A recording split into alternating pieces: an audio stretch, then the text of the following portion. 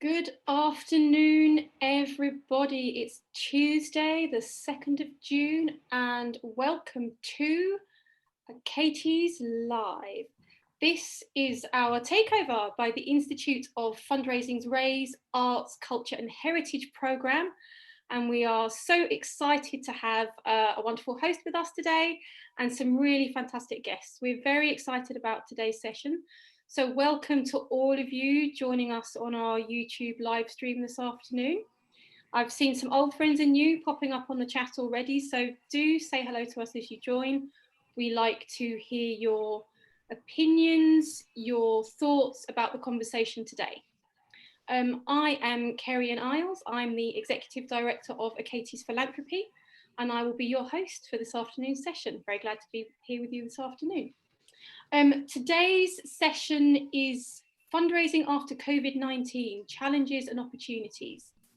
Today's session will be led by Opera North's Head of Development, Deborah Larwood. So she's going to come and say hello to you shortly. Our guest today, we have Camille de Groot, who is Development Director for Streetwise Opera. We have Gavin Stride, who is the Director of Farnham Maltings. And we are also joined this afternoon by our partners, the Achates Philanthropy Prize for the Achates Philanthropy Golden Nugget, that's going to be delivered this afternoon by Ryan Burdock, who is I'm just checking my notes here. Ryan is team leader for fundraising at Prospectus Recruitment. Sorry, I just lost that note for a moment there. So for regular viewers, we have a slightly different setup today. As ever, we'd love to hear your opinions, questions. Kane Moore is hosting over on YouTube, so he's there on the live chat, so he can pick up questions, spark some conversation, and he'll be feeding those questions through to us later on in the session. So all information is current as of today, the 2nd of June. As many of you know, we keep these sessions live on our YouTube channel.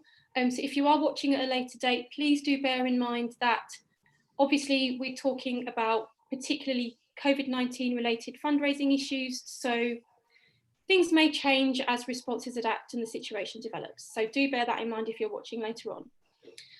We've been starting each of these sessions with a tribute to people across our sector. But today, we feel it's really important to look beyond the arts and cultural sectors, as we feel we really can't ignore what's happening in the world today. Some of you may be aware that on social media today, it's Blackout Tuesday in support of Black Lives Matter. We want to be allies and stand in solidarity by using this platform to say his name and pay tribute to George Floyd. As so many arts and cultural organisations are doing so much, we wanted to reference our global community and use this platform to have our voices heard and stand in support of Black communities around the world. On that note, I'd like to hand over to Deborah Larwood to lead the session this afternoon. So thank you very much, and over to Deborah. Thanks very much, Kerry-Ann. Hello, good afternoon, everyone. My name is Deborah Larwood. I am currently Head of Development at Opera North, and I've been there for 2 years. So I spent the last 10 years working in development in the performing arts. I'm also currently Chair of the Board at Harrogate Theatre. I'm a Regional Coordinator for Yorkshire for Arts, Fundraising and Philanthropy, and I'm on the Institute of Fundraising Raise Steering Committee. Before we get started, I'd just like to say a huge thank you to Achates Philanthropy and to Raise for the opportunity to come together today to share some experiences of working in the sector during these extraordinary times, and to create the space for reflection as well. I have to say that ever since I started working in development in the cultural sector, I've always been amazed at how willing people are to share their experiences, what they've learned, what they've tested and tried.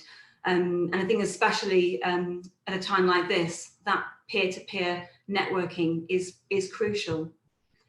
Even if you find yourself working in a department of one or in a team, I think having the opportunity to bounce ideas off and sense check things can be incredibly valuable. As I say, I think now more than ever, we need each other as we try to navigate these times of uncertainty.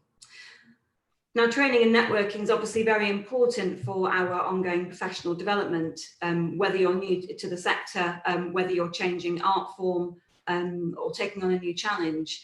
And I just wanted to encourage all of you to take a look at the professional development opportunities that are being offered by RAISE, and in particular the networking events and the mentoring. And actually, just in the last 7 days, RAISE have launched their bursaries that are now available that you can apply for to join the fundraising convention in 2020. It's Europe's largest event for fundraisers, so I urge you to take a look. Now, there's no doubt the last 10 weeks have been some of the most challenging we've ever experienced. Having taken the time over the last month or so to speak to some of my peers across the sector, I just thought that I would start us off by sharing some of the learnings that I've taken, and actually some of the things that I've come across have really mapped across to what we are thinking about currently at Opera North. First and foremost, I think organisations have been thinking very carefully about their core purpose. What at the centre of the organisation, what are we trying to achieve, and how does our delivery and output reflect that? And importantly, what role do we play in society? How can we serve people? How can we serve our audiences? And what does it mean to be relevant? And really crucially, how do we demonstrate the impact? How do we know we're getting it right? And in one sense, of course, all bets are off. People have been incredibly busy trying to rally round, scenario plan, stay engaged with audiences and donors. But in some senses, I think we've started to find a bit more time to give some space to these questions, really important questions. In terms of supporter relationships, I think for many organisations, the dynamic has shifted somewhat. It's not just about necessarily talking with your supporters about your organisation, but I think we've moved into more of a civic role of actually taking care of one another, which has been fantastic to see. And donor communication in itself, you know, for my organisation, a lot of what we're doing, it feels very familiar to what we would be doing had we not been in a pandemic. But we're also looking for new ways to engage with our supporters and ensure that we are staying in touch with them and enabling them to feel as close to the organisation as they can, albeit virtually from a distance. I'm really pleased to be joined today by two people, Camille de Groot, Director of Development at Streetwise Opera, and Gavin Stride, Director at Farnham Maltings, for our discussion. I'm going to begin by asking our panellists just to introduce themselves and to tell us a little bit about themselves and their background, the organisation that they work at, and their role. So if Camille, if you could go first. Sure, thank you, Deborah. So my name is Camille, I'm Director of Development at Streetwise Opera. And for those who don't know Streetwise Opera, we are an opera company and performing arts charity for people affected by homelessness. I have been at Streetwise Opera for just over 2 years. Alongside that, I'm also actually a consultant and have worked with dance companies over the past sort of 2 years. Before that, I have worked at a range of arts organisations, including Sage Gateshead and Dance Umbrella and Spitalfields Music, and that's actually where I started just under 10 years ago. Thank you very much, Camille. And Gavin. Hi, I'm Gavin Stride. I'm the Director of Farnham Maltings. I'm not a fundraiser. We're a mixed art form venue based in southwest Surrey, but we do a number of other things, both mainly supporting others across the southeast of England, and we run an international strand of work. I suppose the key thing to say in this conversation is I think our mission is to improve the quality of lives of all the people of the town. So I think I'm as interested in culture as I am in arts. In fact, I don't ever say I work in arts, I work in culture. Lovely, thank you very much, Gavin.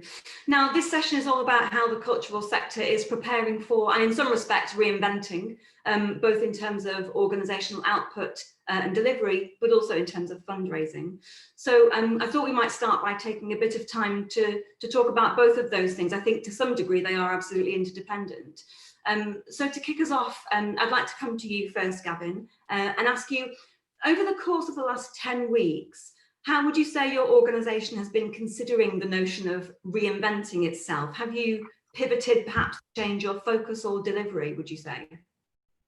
I don't think we've changed our purpose. I think we've changed the way in which we deliver that purpose. And we've got, I mean, listen, we've changed every single bit of it. So when this crisis kicked off, it was pretty obvious that that we needed to, if we were going to meet our mission to improve the quality of people's lives, then we really, really need to step up to the plate. So we've been working with Meals on Wheels, helping them deliver their food. We've set up the emergency response line for the town with the town council, which has so far supported 1,200 people with prescription deliveries, with shopping, with kind of social calls. What else have we done? I mean, we've set up a community store so that people have given jigsaw puzzles and books and all those things just to keep people active and purposeful. And I suppose one of the most useful things I think we've done is we've set up a kind of a weekly Zoom with the churches, with the MP's office, with the emergency response teams from the local authority, with the MP's office, and just said, how do we coordinate stuff and how do we make sure it's delivered at the most local level? Because when the crisis kicked off, you may remember that the government was pushing this top-down solution, whilst lots and lots of people at the local level were going, actually, we can organise things on our streets. So we've been coordinating that. The only other thing I'd say at this point, I suppose, which is perhaps a theme we'll return to, is we haven't been raising money ourselves. In fact, we've been anti-raising funding, but we have been raising it for others. And we've done that really, really quickly. So we set up a hardship fund in the town. We raised 32 grand in a day from people like the Lions and the Rotary Club and, local people just giving money. We did it through the local newspaper, so it was relatively easy to get the message out. And people were really, really keen to support people at the margins of our society. And since 6 weeks ago, we've been giving out hardship funds to pay for cookers, to pay for food, to pay for fuel poverty. And that's been relatively simple to do. So I suppose the great thing is, when there's need, people do respond. Fantastic. That's very interesting, Gavin. We'll probably pick on some of those things you've touched on, I think, as we move along. Camille, how about your organisation? Very similar to Gavin. We haven't really, we wouldn't really say we've reinvented ourselves. We've just changed how we do things. So our mission is to improve well-being and increase social inclusion for people affected by homelessness through culture, through creativity. So we just changed the mode of delivery. So we are now delivering digital workshops. We are delivering digital tea breaks where people just come together and socialise. We are sending things out via post. So engaging people in creative projects via post. We've been phoning up people to offer that kind of extra pastoral care and just checking in and seeing how they're doing. And we're also now developing an online gallery. Lots of our performers have been very creative and we want to give that a platform and put that all together so there's a record and they can see each other's work. So we really have just changed what we do and also then adapted our monitoring and evaluation so that we can capture all of that and so that we can really make that case and show the impact that it's having, because our performers, the participants that we work with, are obviously even more vulnerable, even more isolated, even more marginalized. And there was definitely all the way in the beginning a sort of thought of, oh, this is happening, what do we do? Normally our work consists of workshops, singing workshops, performances, helping people with volunteering in other venues and other organizations, and that just all of that disappeared overnight. But we very quickly went back to, okay, this is our mission and how do we deliver that with what we now know and what we can see around us.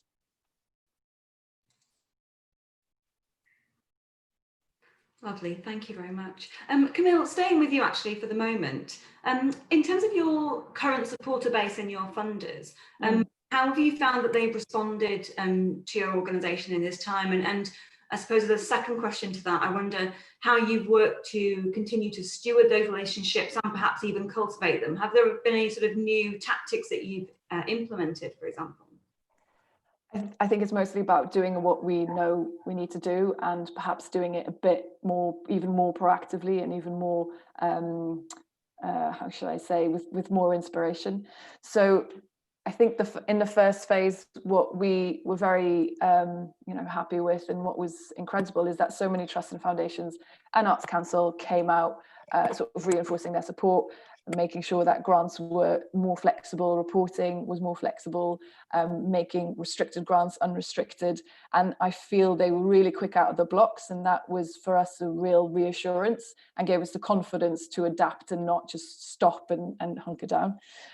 Equally, our donors, some of them are very quick as well, writing to us and saying, how can we help, and let's talk about the support that we're giving. We even got to unsolicited grants that we just didn't expect at all, which was fantastic, and again so welcome. And it just again made sure that we could keep adapting and testing and doing surveys and keep adapting our work.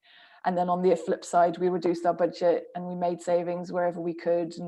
And some people went on the job retention scheme and so on. So we sort of tried to balance those two.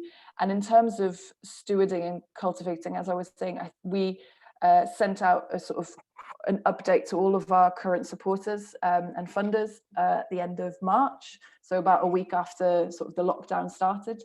We did the same end of April, and we've got another one coming out this week. So it's about 2 pages it's been, and we're just talking about the organisation and how we're responding to things and how we're adapting. And it's a mix of our work and some of the figures and some of the feedback that we're getting, and really just trying to focus on the positive. And I think that has been really, really well received, and people are reading it. Some take a bit longer, but people are getting to it. And I think that's been really good. In terms of our donors, we just scheduled phone calls, and we've been on Zoom a lot. And actually we've had, those kind of one-on-one conversations where before we'd see them at an event and it's not the same quality of conversation. And actually we got to know our donors a lot better, and they got to know us a bit more as well. And overall the feeling has been good. We also organised a virtual quiz, which was it was something fun both for the team and for people out there. And we were spreading our message and talking about the challenges that people were facing and how we could all help in different ways. So we've just really gotten on the communications, and because that's, I think, what we've got right now is really talking to people.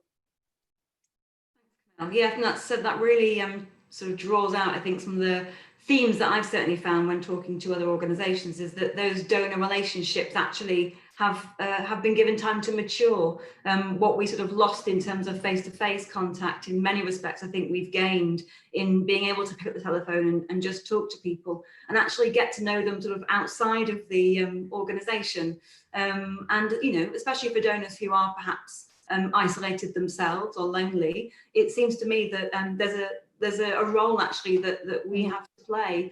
And we've talked about sort of relationship fundraising for many years, and I think now it's sort of more important than ever. And I also think the organisations that will fare best now in terms of those fantastic responses from donors who are going above and beyond and making exceptional gifts that are unexpected, to me that's just the payoff actually of excellent stewardship and communication that your organisation has been delivering, that people feel close enough to the work and they share your core beliefs, that actually in this time of challenge, they want to see your organisation do well and continue to deliver its work. So I think that's a fantastic reflection, actually. And having turning to you now, you touched on before in terms of Farnham Maltings, that perhaps at the moment your focus actually isn't on fundraising, which we will pick up in a moment. But before we do, I'm just keen to ask you the same question really about how your supporter base and how your funders have responded to the work that your organisation has been doing in this time. So look, I mean, before I started this, before this started, we were starting a brand exercise to better express who we are and what we do to our partners, and boy, this has done us a good job. I mean, I wouldn't wish it, but it's been the most useful exercise in being able to go, this is who we are, this is what we really do. And I've had key funders go, I sort of knew what you do, but now I really understand it. And that's been fantastic. I think, and I know we're going to come on to this, but I think whilst we haven't raised financial value, perhaps, we have really pushed on our social value and our community value. I got stopped in a supermarket twice by two women in Lidl's, and they both said, "Thank you for all you're doing in the town." Well, that never happens when I put a play on, ever, you know. So I know that will pay off in the long term. In terms of partners, I mean, I share much of what Camilla said. We've had unexpected grants, we've had Arts Council fantastically supportive and encouraging, and I now talk to them, you know, they've always been a relationship rather than a funder, but it's felt very co-intentional in terms of its character now. I think they recognise that we need each other in a way that we probably never have expressed so openly before. The only thing I would add is the local authority relationships, and they've been, I mean, I was surprised that how, I mean, I don't think they fund us for art. I think they sort of funded this because they thought they needed to fund an arts organisation in the town or something that looked like an arts organisation. But when now they really get that they need an organisation that is considering and caring for their culture, the culture of their citizens. And I think I'm not framing it in the language of arts. I'm talking about placemaking. I'm talking about post-retail. I'm talking about what's going to happen in the high street once it's, you know, once you start to recover. And actually, we as an organisation, and we as all of the organisations in this meeting, have all the skills required to imagine what the future of our communities might look like. And that's what they'll invest in. I'm sorry to say, but local authorities are probably not going to be putting huge amounts of money into art in the way in which we might wish or hope, but they will really look to us to help them transform and protect and nurture their communities or our communities. So that's the only other thing I would say. And the last thing I suppose I'd say on that subject is, like, I know this sounds a bit trite, but it's really important, is to be kind to all of those partners that we're working with, because they're just in just the same kind of running into a tunnel blindfold as we are. And so it's been quite useful to be prepared to be vulnerable to them sometimes and say, I don't know what I'm doing either, but I'm just trying my best, you know. So that notion of going, let's, you know, the world can either get better or worse. And I'm absolutely in the camp of saying we can make a difference. We can make things better. I haven't really worried about the business model, and perhaps I should, but my complete obsession is how do we find the opportunities for the world to be better at the end of this than perhaps it was before we went in. And I'm sure a lot of people watching now will share a lot of those beliefs. And I think, you know, arts and culture have a fundamental role to play actually in making the world a better place. And I think that there's like an opportunity for us as a sector to really demonstrate the intrinsic value of culture. You know, it's sort of part of what it is to be human. And I don't know about you, but sort of looking at the social media channels of a lot of our peers, it's been wonderful actually to hear those voices amplified and to hear more about how these organisations are reaching out into communities and spreading joy, connecting people. You know, these are the things that that really do make us human. You raised an interesting point sort of about, you know, the uncertainty of the local authority, and of course we're all living in great times of uncertainty. Camille, I wonder if you would share with us how you are approaching, what your sort of approach is towards developing or generating philanthropic income in such a time of uncertainty. I mean, how can we generate income when our plans for delivery are perhaps so up in the air? Yes, I think it's, you know, we all know it's very, very tough times out there. And whereas, speaking from Streetwise Opera's perspective, I know we're in a very, very fortunate position because we do have a lot of grant funding, and that has helped us through now. You know, we know that the next 6 months to a year and beyond are going to be really, really tough. So we are really focusing on our current supporters and people who know us well and who have known us, you know, for a while and who trust us. We are also looking at, you know, how do we do events and how do we engage with people in a way that is flexible to whatever reality we find ourselves in, because we are looking now at planning, you know, what's going to happen between now and March. Our financial year runs until March, and sort of thinking beyond, and we have to think about what the situation, we have to make sure that it's flexible so it could adapt to the situation we found ourselves in. My main concern personally and for Streetwise Opera is in terms of companies and how their engagement with charities and philanthropic giving might shift. Again, it's great if you are already a grantee and if you have a relationship, but I do think building new relationships is going to be harder because people will focus on what they know and who they trust, I think. So I think that's going to be our biggest challenge, is to try and engage new people, because there's no doubt that funders are oversubscribed, companies, foundations, CSR programs are oversubscribed, donors, I'm starting to hear, are getting particularly inundated as well. And so we're just going to focus on who we know well and who really aligns with our mission and what we're trying to achieve, and make sure that we're flexible. Yeah, absolutely. I think that's really, really important. And in terms of the donors that you're sort of focusing on, I think you're absolutely right. I think a lot of organisations are looking at the donors who they already have relationships with. Where are the warmer relationships, rather than starting from the beginning with you know, that initial approach, particularly in the last 10 weeks, it perhaps hasn't felt like the place to direct resources. That said, I'm sure as things move forward, you know, we all will need to find ways to just open those discussions, perhaps in, you know, virtually or via digital means. Camille, I'm wondering if you have many donors in your donor base who perhaps aren't digitally native, and if you found that you've had to sort of make sure you're not losing sight of other ways of being in touch, so that you don't lose those supportive relationships in this time. I think actually that we've been surprised by how many people have now picked up, you know, Zoom.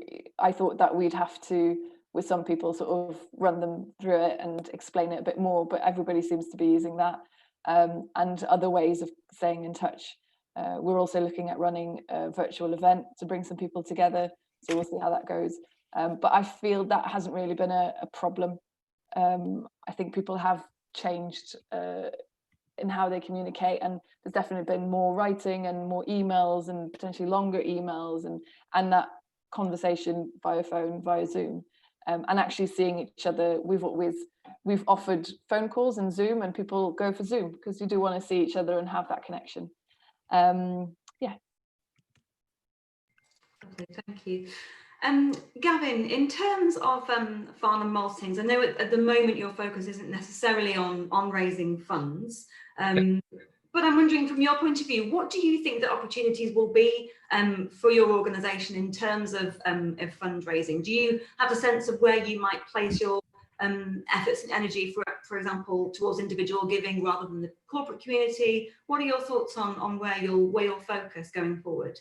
Okay, so I'm going to answer that question and a question that came in through chat, which is how we currently funded, and it may surprise people, but actually the venue is 100% self-generated income. So we turn over about $1.5 million as a venue, and that comes from a mixture of programming, bars, catering, venue hire, and then what we have is a really strong relationship with the Arts Council and with our local authorities, but they're contracts to deliver services rather than core funding. And yes, there are sometimes management fees that come across, but significantly we raise our money. So it's about being, and this answers the second question, which is, I think we just got to make sure we're as useful as possible to the most number of people that we can be, you know, and I think that's how the money's going to come. So we don't tend to chase corporate funding, you know, we occasionally some comes in, but I have to say there was a huge relief some years ago when I was just like, do you know what, this is not worth the energy. If someone wants to form a relationship with us, then great, but we're not suited to corporate, you know, sponsorship in the way that many organizations are.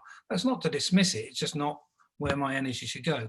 So our income has come from either forming kind of contractual relationships with trust, foundations, British Council, DCMS, whoever, or from individuals and patrons and membership both of which have gone up in the last few months because they see the value of what we do. And I think that kind of, if I had one takeaway to share, it would be the kind of, and I feel really optimistic about this, the kind of significant, and I say this as a man working in a town kind of an hour away from London, is that kind of rise of localism and of place and of people wanting to belong and contribute. What I didn't say earlier on is when we opened up the helpline, 500 local people offered to volunteer for it straight away. Like, we've struggled to make use of all of that energy. So there is huge will for people to contribute to their towns. And that's what I think we're trying to tap into through all of the work we're just instinctively doing. Does that answer your question? It absolutely does. Just work. Yeah, good. Oh, good. That's unlike me. In terms of sort of keeping a focus on the future, I'm really keen to get your thoughts on workforce, actually. I mean, for some organisations that will be tuning in today, they will be a fundraiser, a sole fundraiser within an organisation. Others will have sort of entire teams that split their responsibility across the different areas of giving. I wonder what you think fundraising and fundraising teams might look like coming out of COVID-19, and actually, as a second question to that, how you think we can retain and support that fundraising talent within what I expect will be quite a difficult climate. Camille, I wonder what your thoughts would be on that. Yes, so I hope that teams will, fundraising teams specifically, but teams in general, will come out of this stronger, hopefully, and that in terms of fundraising, that we focus even more on building relationships, which is the fun part of our job anyway. That's why we do what we do, I believe. And also, one thing that I've noticed is that there's an even stronger collaboration between fundraising and communications. And I think that is something that we have to, I mean, I'm sure everybody's situation, every organization is different, but that's something that we've worked on more. Also in terms of the teams, I do feel that I've already felt that I've had to fight a bit harder for resources, and to, we actually appointed someone in lockdown. We've never met face to face, but we have a new team member. And that was something that was in the plans, and that was very much identified as a need, but I did have to make the case for that again and sort of fight a bit harder in terms of the budget, which I think is right. The trustees and senior management are there to make sure that we make the best possible decisions, obviously, but I think we need to be prepared for that in terms of keeping talent in fundraising. I think we have to focus on learning and development. I do think that that's important, and making sure that people keep being challenged and be creative and try some new things and have some fun while you're at it. And also just in general for workers, I think everybody knows that we have to be mindful of people's mental health and really see what the impact of all of this is going to be, and just be mindful that everybody's situation is different. And yes, home working might be fun for some, but it might be a real challenge for others, and people who are living alone and so on. So I think overall, we just need to be very mindful of that. Yeah, absolutely. I couldn't agree more. Gavin, within your organisation, I wonder if you could answer the same question, but also perhaps share with us, pre-COVID, where did the fundraising or raising of funds activity sit within the organisation? Was it within the department? Was it yourself? And how do you think that might change if that was the case? It would be arrogant to say that it sits with myself, but to some extent it does. We don't have a fundraising department. We have tried occasionally, and I've never been persuaded. That's not to denigrate the work of fundraisers. Just in this organisation, it's felt like it needed to be kind of core to everything we do. So many staff across the whole team bring ideas, and I mean, you know this, it's like, you know, money follows ideas, not the other way around. So I'm constantly saying to the team, come to me with the ideas that you think might make the difference to our mission, and we'll find the money. And that sounds trite, but it's kind of how we've operated. So there are times where I'm having to sit here and articulate that clearly, you know, for a funder or a trust. The last two significant trusts that have invested in us have come to us. We didn't go to them. They came and said, can we talk to you about the work you're doing, and we'd like to enhance it. I mean, that sounds simple, but just a complete focusing on saying, what are we trying to do all the time, and how might we do it? And yes, sometimes we'll look at going, whose ambitions do we overlap with? Who are the easy relationships to forge? And they're not always obvious. Like, we've been working with the Army the last 2 or 3 years. They've been fantastic funders and supporters of the work we're doing, because they have a challenge to how do they integrate ex-service people back into the community. We're 5 miles away from the home of the British Army. It wasn't difficult to forge a relationship, and they, I have to say, are less hierarchical than the Arts Council. Don't say I said that. But they've been really fun to work with, So the fundraising is a core activity across the business, just as marketing is, by the way. Yes, we have a marketing team, but it's not someone's separate job, or and the same with programming. They're all interconnected. So I think, that's how we've done it. It's probably not right. I've just done it that way because that's how it made sense to me, and it seems to have worked thus far. It's really interesting, isn't it? Because it seems that for such a long time within the sector, we've had quite defined departments within organisations. Even speaking with, I spoke with a museum, I spoke with a theatre, and with another musical organisation in the last month. And what was similar across all three is that actually there are people in particular departments that actually are doing work that traditionally would sit within a different department.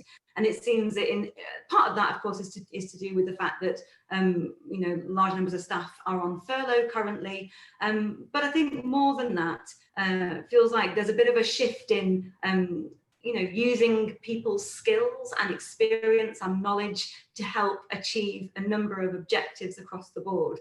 And I wonder what the workforce will come out of the other side looking like, and if we will still have these quite distinctive and traditional job titles in departments, or if actually we'll be a bit more flexible and mobile in terms of the projects we're working on, whether it's marketing or fundraising or communications. That's really, really interesting. I think I have some questions that have come in whilst we've been talking, so I'm going to hand back to Kerry-Ann to field some of those for us. Kerry-Ann. Thank you so much, Deborah. And I just have to say, I absolutely agree with you about how the world might look different. Certainly as a consultancy organisation, we talk to a lot of different organisations. And we're having lots of conversations about how, and there actually has been some really interesting chat over on the YouTube chat about, is this a time when organisations should be forming consortia? We've got a question coming up later about that. What does that look like? What do cross-sectoral partnerships look like? So I think certainly our expectation is completely in accordance with what you just said, Deborah, in terms of things probably looking quite different in quite a cross-cutting way across the sector. So absolutely, within organisations, are job roles going to be so delineated? Across the sector, are we going to be looking in such a siloed fashion at art form, at organisation, or are we going to be looking at a much broader spread of actually what needs to be delivered for particular communities, and how can we then, as a sector, respond and deliver those needs? So looking at the questions we've come in, I think let's give this one to Camille to start with.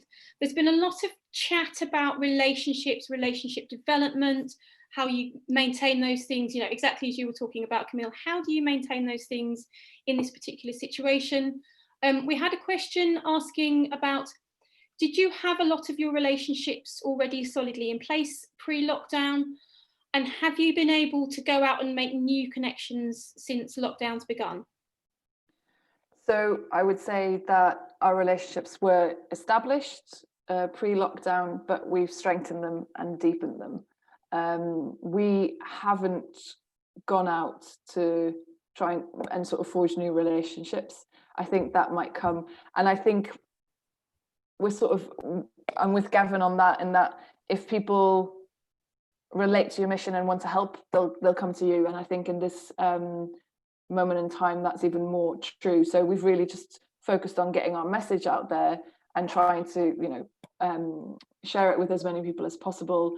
And then, who knows, new relationships or new donors or supporters or people who are interested might come to us.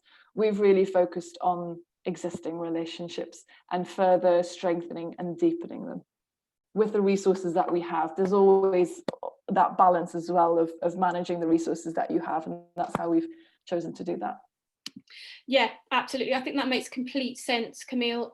Also, just to agree with that, Kevin Taylor McKnight over on the chat was saying, absolutely, he thinks there's an opportunity to have one-to-one conversations with donors, and that there's a greater intimacy to these conversations now, because you're talking to people in their homes. We were talking before we sent this stream live. We're talking to each other from our homes. It's a much more intimate situation than we'd normally be in for work. Yeah. Gavin, how have you found relationship development during the lockdown?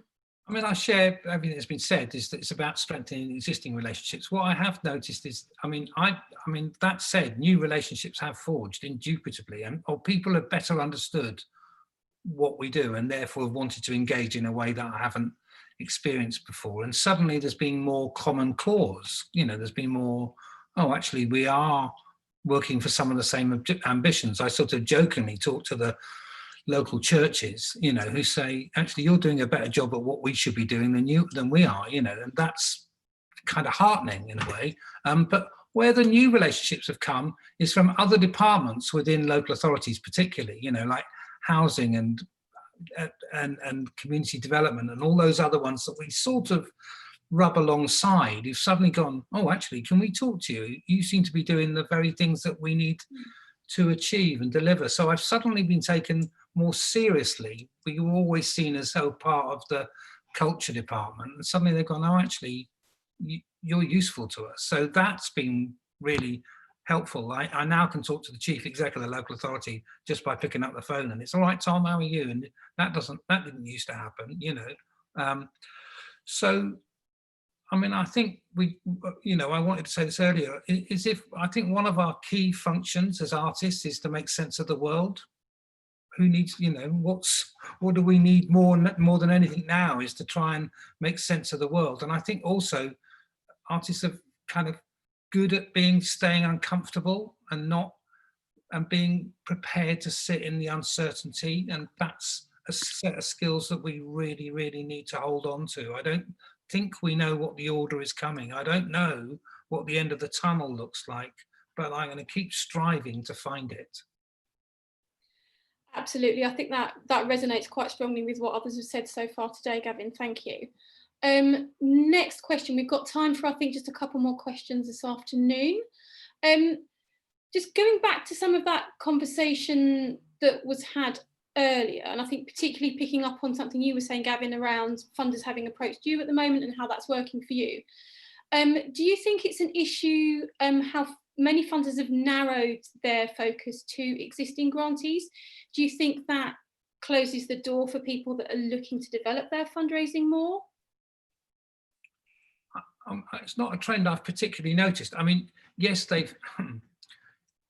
yes, I hear, that they're particularly concerned around a specific set of priorities, but that's always been true. And I've always felt comfortable going, well, this is what I think we should do in response to that.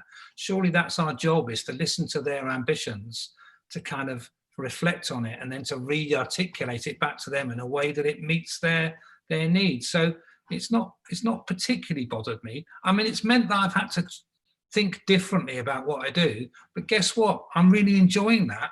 Guess what? I think that's where the fun is, and where the excitement is to not be peddling the old model. I don't want to talk too much about the kind of phrase new normal, but I hate it. I hate the idea that it's just going to happen. It's there for the making. We've got to offer a counter view of what the world can be. And if we can't, then we should all go off and live in Bolton Regis. Yeah, absolutely. Yeah, completely take your point, Gavin. I think, and this is something that we've talked about all through these sessions. It's really about adaptive resilience. You can't keep doing the same old. This is a new situation we're in. So organisations do have to adapt, and they do have to respond. And I think what is so interesting And there have been those, you know, going back to what Camille said earlier, those moments of joy through this lockdown period in seeing how organisations have responded, what people have done, the projects they're developing, the way people, exactly like you are, Gavin, serving their communities in different ways they haven't done before, having new conversations, building new relationships. Camille, what's your thinking around the change? So either the narrowing of trust and foundation focus, or particularly looking at how many trusts are now doing absolutely COVID response projects. And actually, there's been some talk on the chat about how short some of the timelines for those projects are. What do you feel the challenges of that might be? Exactly that. I mean, everything you've said, they are challenges, and we need to all just learn how to deal with them. I have also been frustrated by the narrow sort of timelines on deadlines and the first come first serve, which was the worst idea ever. And I think we all just have a role to play in communicating our problems with that and the challenges and why that does not suit, and how, you know, saying first come first serve, the quickest application is not going to be the best application, and it's not going to be the best work that you can, if you could, you know, put your team together and think about how you're doing things and then communicate that. So I think we just all have to feed that back to all the funders, and that's something. There was another funder, I won't name them, but we have a grant with them. That activity has been postponed, and they said, oh, it can be postponed for a year. And I just went, actually, no, you can't just say a year. It has to be whenever it's right. So I fed that back and asked them to feed that back to whoever needs to hear that. And I think we all just have to play that part. And the more that we all say it all together, the more that they'll hear it. There was one funder, and that really was very heartwarming as well, that one of the grants manager was talking about, hopefully this can shift some of the power balances between grant giving or grant giver and grantee, and that would be a great outcome as well, and something that, again, if we all just keep contributing to it, to the dialogue and to that discussion, I hope that, you know, that some things could change. In terms of the narrowing, I think that is a challenge, and I think that we all just have to, as Gavin was saying, think about what is our role in society, what's our civic role. Deborah was mentioning that as well, and really see we all have a very important part to play. We just have to communicate it, because there's different challenges and needs in different parts of the community, and we're all responding to them separately. And I know we're all doing worthwhile work, and we just have to communicate that. I also think that it's a little bit of a shame that so much has been closed off for new organisations. I know that some of the big funders are now not accepting new applicants, and I do think that that's a problem for people who 3 months ago thought they were going for this grant with that funder, and now that's been pushed back by 6 months, 9 months, and so on. So yes, that's really tricky. Yeah, absolutely, Camille. And I think, again, as a consultancy company working with a lot of different organisations, we've seen really similar that actually there are some organisations that have fundraised hugely successfully through this period, and we'll be talking to some of those next time. But equally, there are challenges to those that have planned fundraising, that have been getting their theory of change and their case for support in place, and that now can't move forward with that, even though the work they're doing is absolutely valid and worthwhile, particularly at the moment. I think that feeds really nicely also into our last question, which we are going to have to address fairly swiftly, if you don't mind, everybody. Our last question is from Adrienne Francis, and she asks, how do you feel about organisations forming partnerships and consortia to access larger funding opportunities? So those conversations have been around, is there a value in forming rapid relationships now to access some of those pots of funding that are coming out that are particularly COVID responsive, but that smaller grassroots organisations may not be able to access, but they could if looking at local or regional partnerships? Deborah, I'd really like to ask you this one, if I might. How do you feel about organisations forming consortia? What do you feel the value might be for those kind of rapid relationship developments in fundraising terms? Well, I suppose the first thing I'd say is that it seems to me that if we don't come out of the other side of this period, having seen organisations form consortia that then continue into the future, are being very, very surprised. I think we will be in a very different shape once we come out of the other side. My second thought really is that I'm always very nervous about an organisation being funder-led. I think it's incredibly important that whatever we do in terms of fundraising, we're finding the means to make the vision happen rather than changing the shape of the organisation or the direction of travel in order to unlock the funds. I think that's quite dangerous territory for an organisation to be moving into, not least because it might well be at odds with your own charitable objectives, which of course you don't want. That said, I think, you know, if there are organisations that share similar core purpose and beliefs, and where it's clear that actually by combining their forces and their resources, they can deliver on those objectives and deliver better outcomes for, be it participants or audiences, then I think it's a fantastic direction to move into, actually. And I think by collaborating and sort of forming consortia, it inevitably can also make projects much more interesting, sort of the idea of it being greater than the sum of its parts, I suppose.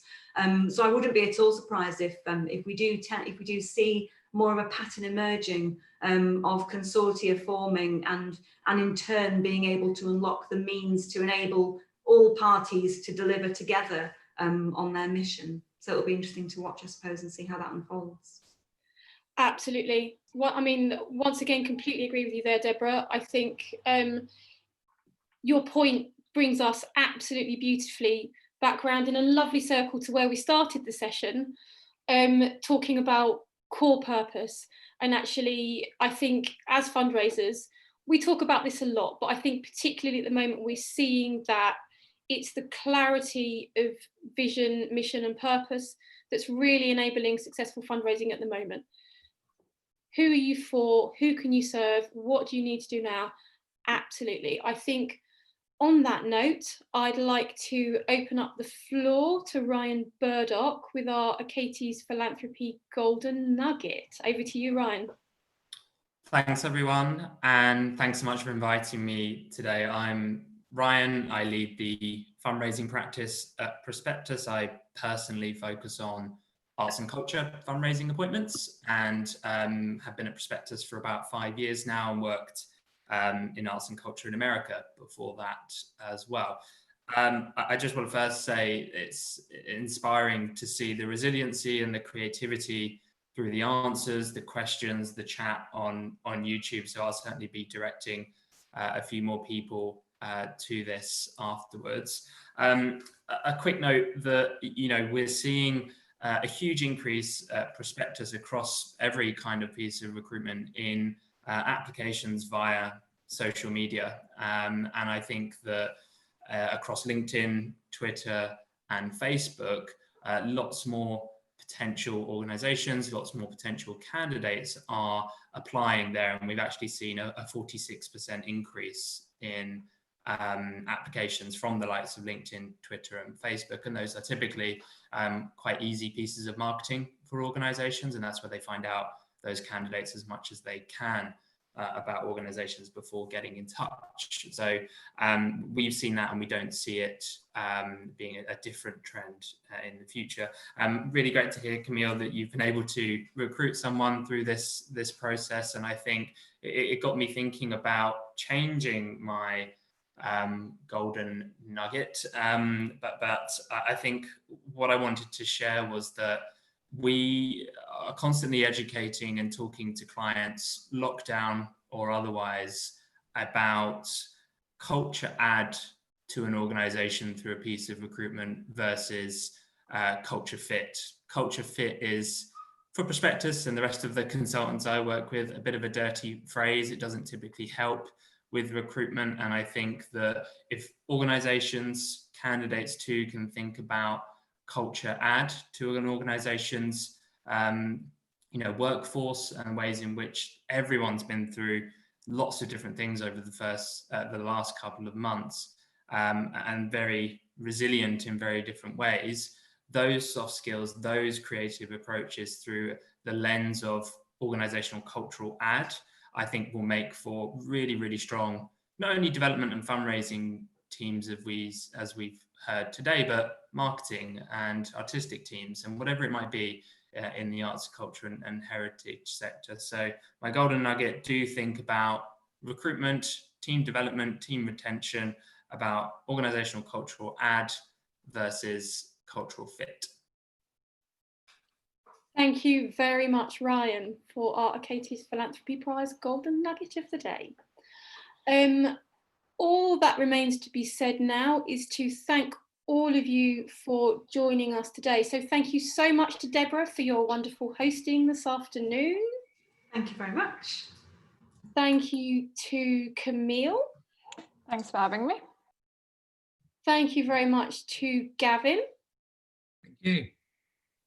And thank you to all of you for joining us on our YouTube live stream today.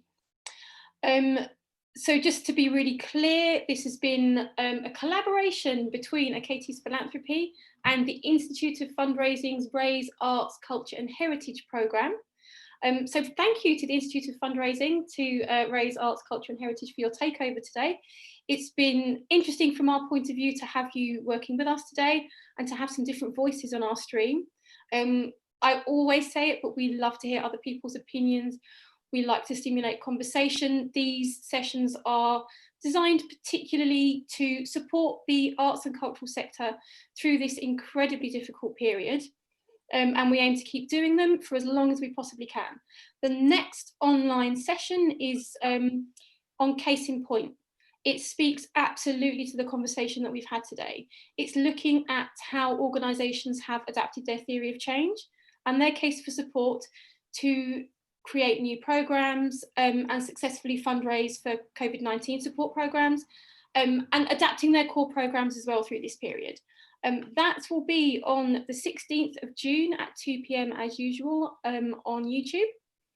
We look forward to seeing you all there. This session will stay live on our YouTube channel, so do please share this as you see fit. As I said, these sessions are absolutely about sectoral support, about sharing, learning and supporting each other. So do please share it. And we very much look forward to seeing you on the 16th of June for our next session. Thank you very much. Goodbye.